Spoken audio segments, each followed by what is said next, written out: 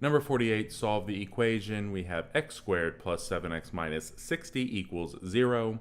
So again, like 46, like 47, we have ourselves a quadratic equation here, which means we want to make sure we're in standard form before we begin anything. We are in standard form. Our equation is set to 0, but if it wasn't, you would want to set it to 0.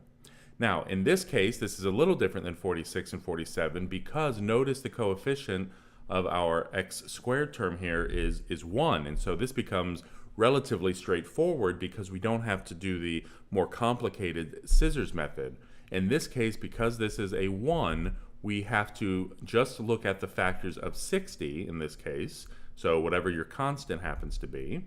And we're looking for factors of 60 that subtract to give us a positive 7. So let's list the factors of 60. Well, 1 times 60, we have 2 times 30, we have 3 times 20, we have 4 times 15, 5 times 12, 6 times 10. So lots of factors for 60, but we're only looking for the factors that we can subtract to give us positive 7. And I think the only factors that will give us a 7 are 5 and 12. All right, so we can go ahead. We certainly can't get a positive 7 with a 1 and a 60, 2 and a 30, any of these others. So when we eliminate all the others, 5 and 12 are what is left. Let's go ahead and look at what signs each of these have to be. Well, we want a positive 7. So if we let this 12 be positive, the 5 be negative, we would be able to get to a positive 7 through subtraction. So we're going to factor these into a binomial. We know the x squared factors into x and x. We have our minus 5 plus 12.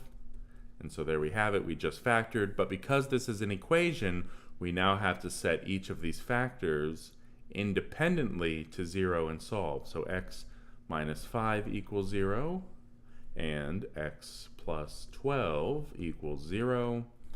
Let's add 5 to both sides here. So we get x equals 5 as a potential solution and subtract 12. So we end up with x equals negative 12 as the other potential solution. We would want to, of course, plug each of these proposed solutions back into the original equation and verify that we get a true statement on the test, on the final exam. But for this case, number 48, x equals 5 and x equals negative 12.